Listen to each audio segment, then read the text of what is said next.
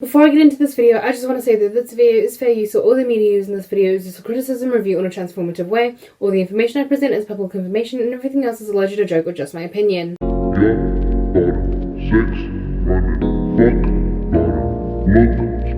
So the first thing I want to talk about is Lady Gaga, because she recently did an interview where she talked about her experience with sexual assault and the way that she kind of dealt with it.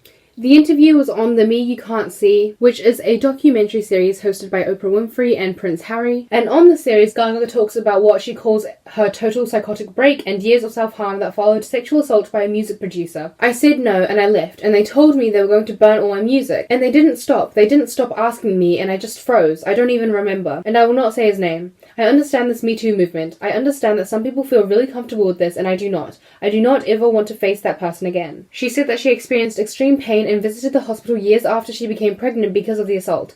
At one point, Gaga said she couldn't feel her body and was not the same girl for a time. First, I felt full on pain. Then I went numb. And then I was sick for weeks and weeks and weeks and weeks after. And I realized that it was the same pain that I felt when the person who raped me dropped me off pregnant on the corner, my parents' house, because I was vomiting and sick because I'd been abused. I was locked away in a studio for months. While living in an ultra state of paranoia, Gaga said she frequently inflicted self-harm and considered taking her own life. Eventually, the validating experience of winning an Oscar for her work in 2018's A Star Is Born kickstarted her slow healing process. It's a really very real thing to feel like there's a black cloud that is following you wherever you go, telling you that you're worthless and deserve to die. And you know why it's not good to cut? You know why it's not good to throw yourself against the wall? You know why it's not good to self-harm? Because it makes you feel worse. And even if I have 6 brilliant months, all it takes is getting triggered once to feel bad. Thinking about dying, wondering if I'm ever going to do it. Toward the end of the pilot, Gaga explained that the path to conquering mental illness is not linear and offered some advice for others who are struggling with their own demons. It's brave to breathe. It's braver to keep going. There's nothing wrong with you, but there is something that's not firing right, and something you've got to pay attention to. It's not easy.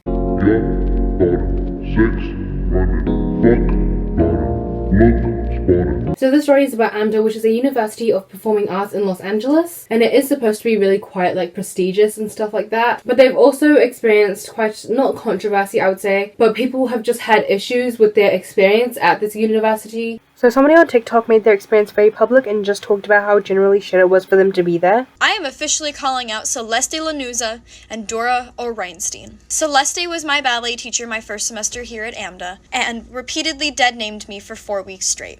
On that 4th week, when my cohort and I corrected her, she laughed it off as if it was some sort of joke. When I reported this to AMDA, AMDA did nothing except blast her on their Instagram page and celebrated her.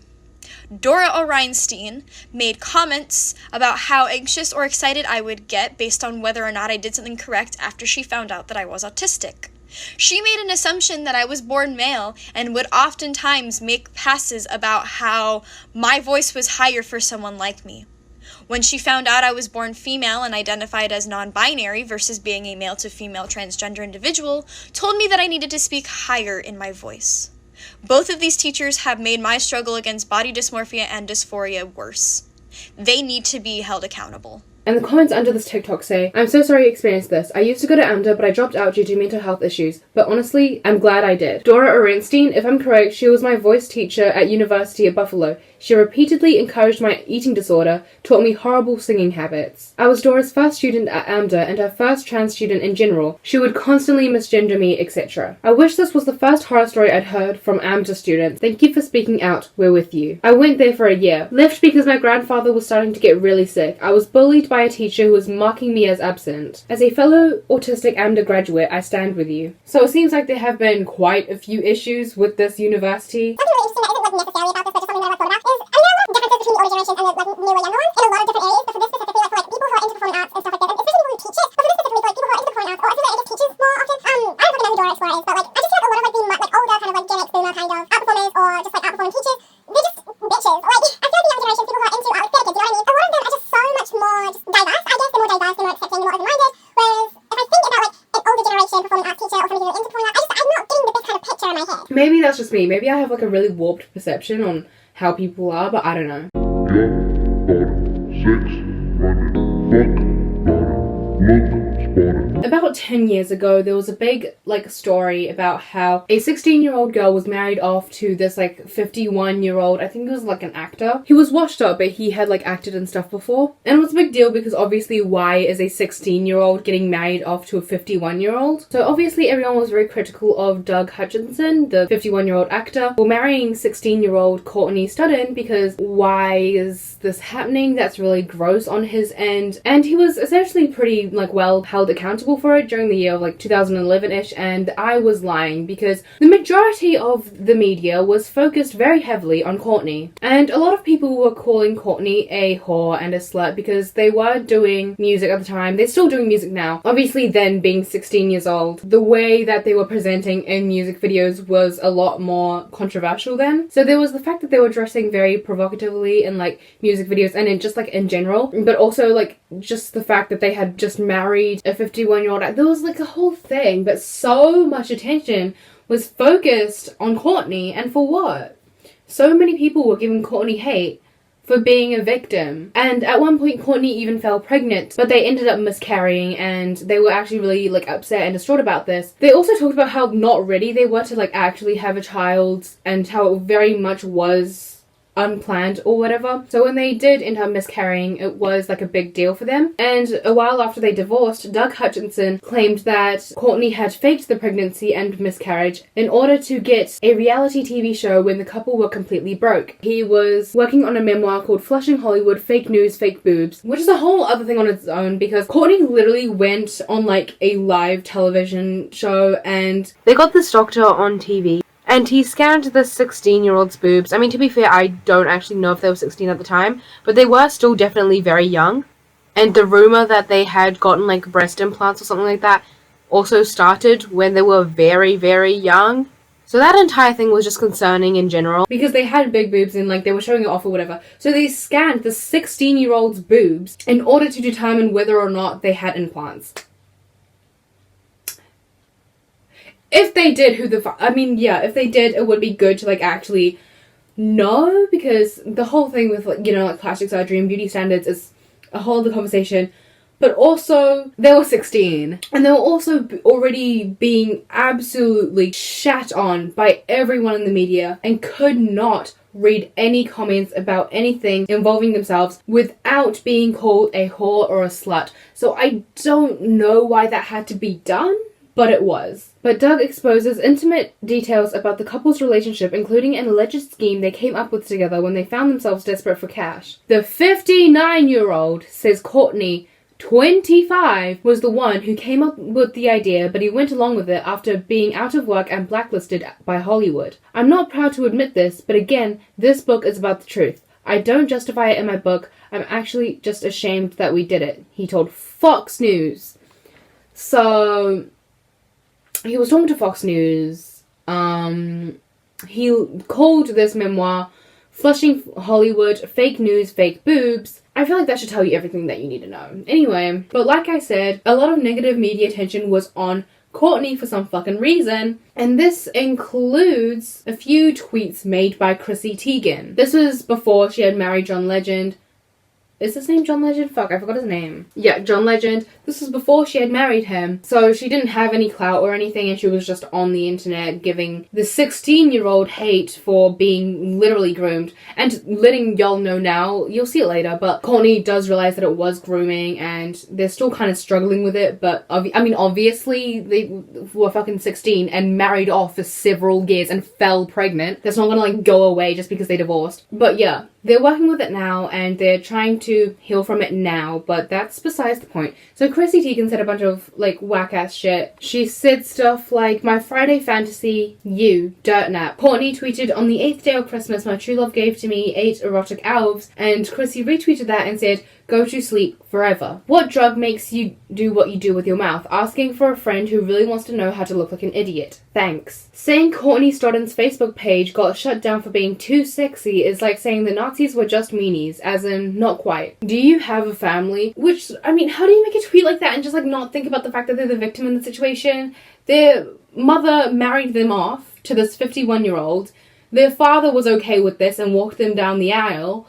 And not once did you think, this poor child, your family sucks? and you deserve better. That was not okay. Sure. Real curvy bod never ceases to make me laugh out loud. Thank you so much, Courtney. You are truly a Twitter dream. Why do you talk like a Fabio book? So those tweets resurfaced and everyone was calling out Chrissy Teigen for being, 25, 26 at the time and giving this child hate for being a victim. Just a side note, I'm pretty sure the marriage was consummated that night, that they got married as well. I'm just throwing that out there. And still Courtney was the one getting shit, but anyway. So Chrissy Teigen went on Twitter and tweeted out this apology. Not a lot of people are lucky enough to be held accountable for all their past bullshit in front of the entire world. I'm mortified and sad at who I used to be. I was an insecure, attention-seeking troll. I am ashamed and completely embarrassed at my behavior, but that is nothing compared to how I made Courtney feel. I have worked so hard to give you guys joy and be beloved, and the feeling of letting you down is nearly unbearable, truly. These were not my only mistakes and surely won't be my last, as hard as I try. But God, I will try. I have tried to connect with Courtney privately, but since I publicly fueled all this, I want to also publicly apologize. I am so sorry, Courtney.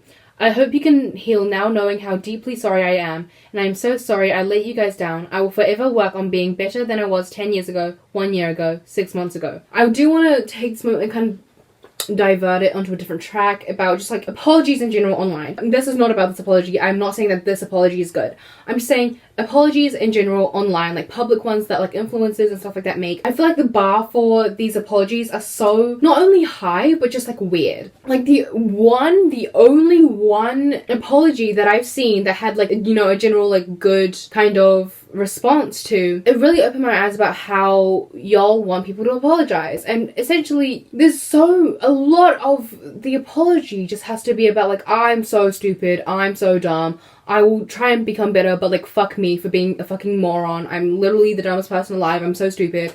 There's so much of that, and I don't know why that's necessary. You can fuck up and understand that you fucked up without having to completely degrade yourself for this apology. I do feel the general kind of bar for apologies are so high. I see some apologies that aren't. I don't feel an apology has to be perfect. That's just my opinion. I really feel it's so hard to get the perfect apology. And if we expect the perfect apology from every single person every single time, that's just, I just don't feel that's, it really, I feel at that point, y'all are forcing people to put more energy into being able to apologize than putting actual energy into being a better person or educating themselves and stuff like that. So how about we calm down that? But, anyway, back to the actual thing. I'm not saying this apology is good. I don't like it. So a lot of people have pointed out how this is, first of all, there's a lot of focusing on herself. It's very little to do with Courtney. I also just personally find the phrase, I hope you can heal now knowing how deeply sorry I am, quite funny.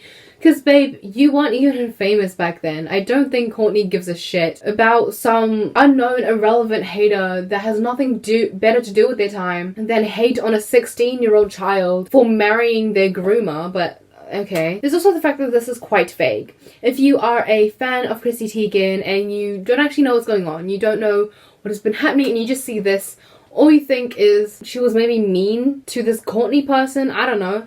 But it's very vague. You don't actually know what happened. Reading this without, the context of the entire situation and, Courtney being groomed and all that, it kind of just sounds like Chrissy might have hooked up with Courtney's boyfriend or some shit like that. It's very vague and you won't really know what it is, but also another thing, I don't think you should have to, get into the entirety of the situation and apologies, but, this, it really gives no substance. The immediate kind of responses in the replies under this tweet are very evidently from her fans, because you see responses somebody texted me this about your apology, I agree. And the text says, she apologized. She sees the wrong of her past mistakes. Everyone makes mistakes, especially when we are young. As human beings, we have the capacity to grow, learn, evolve, and change. I'm not the same person I was a year or 5 years ago.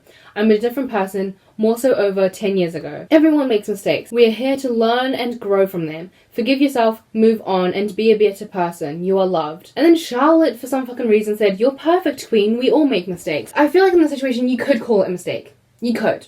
Right, fair enough. You had hella internalized misogyny then, and you realize now that a 16-year-old who is hated on for being provocative, hated on for, naturally having big boobs, I guess, and hated on for being a victim of grooming. I get that, like, yeah, maybe that was just a thing in your past, or like you just being a pick-me and you not being able to see that they weren't actually doing anything wrong. Like, their decision that they made, like, that's not on them. So at this point, you could argue, yeah, that apology was good. You could argue that everything should be put behind them now, or like Courtney should forgive her, which they did. Courtney forgave Chrissy Teigen. But then this happened. Courtney posted a screenshot of Chrissy Teigen's Twitter account, which was no longer available to them because Chrissy had blocked them. And in the caption they said, "I accepted her apology and forgave her. But the truth remains the same. I have never heard from her or her camp in private. In fact, she blocked me on Twitter. All of me wants to believe this is a sincere apology, but it feels like a public attempt to save her partnerships with Target and other brands who are realizing her wokeness is a broken record." Her apology is still up, by the way. You can go on Twitter, scroll through all this bullshit, and keep in mind that all of it is just nothing, because apparently some of it was just straight up lies, and apparently she blocked them. So that was definitely a move that was made. But that is all I have for you guys today. If you liked this video, or if you liked me, make sure to like and subscribe. If you didn't like me, make sure to get in contact with my teachers, because I bet you'll have a lot in common, and make sure to stay safe and stay hydrated.